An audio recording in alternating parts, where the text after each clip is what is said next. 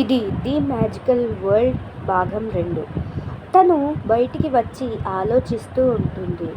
ఈ గ్రామంని ఎలాగా మామూలు గ్రామం చెయ్యాలని.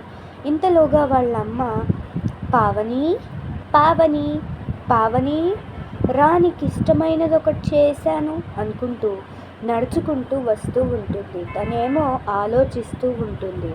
పావని వాళ్ళ అమ్మ తొందరగా అక్కడికి వస్తూ ఉంటుంది. కానీ తను మాయా గ్రామం వల్ల నెమ్మదిగా ఉంటూ ఉంటుంది. ఎందుకంటే అది మాయా గ్రామం కాబట్టి నడక కూడా నెమ్మది. తర్వాత తను ఎలాగోలా అక్కడికి చేరి తనని పిలుచుకుని వస్తుంది.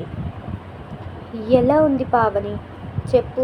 హా అమ్మ, ఇది చాలా బాగుంది. నీ చేత్తో చేసిందల్లా చాలా బాగుంటుందమ్మా. సరేనే, తిను అని చెప్పిద్దరు మాయమైపోతారు. తర్వాత తను మళ్ళీ బయటికి వచ్చి తన ఫ్రెండ్ కుమారికి ఫోన్ చేస్తుంది.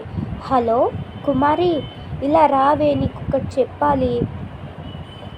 అబ్బా, అర్జెంటుగా రావే, టైం అవుతుంది, అర్జెంటుగా రా. మళ్ళీ చీకటి పడిందంటే రానంటావు, రా తొందరగా అనుకుంటూ ఫోన్ పెట్టేస్తుంది. తర్వాత ఇది ఎప్పుడు వస్తుందో ఏమో, ఇంతసేపు అమ్మయ్య వస్తుంది, వసేయ్ త్వరగా రావే. ఆగవే, నేను ఇక్కడ నడుస్తున్నాను. ఇదేమైనా మామూలు ఊరు అనుకుంటున్నావా? మాయా గ్రామం, మనం ఎంత నడిచినా నెమ్మదే. సరే తొందరగా రా. అమ్మయ్య, ఫైనలీ వచ్చేసావు. ఎందుకు పిలిచావు అంత అర్జెంటుగా?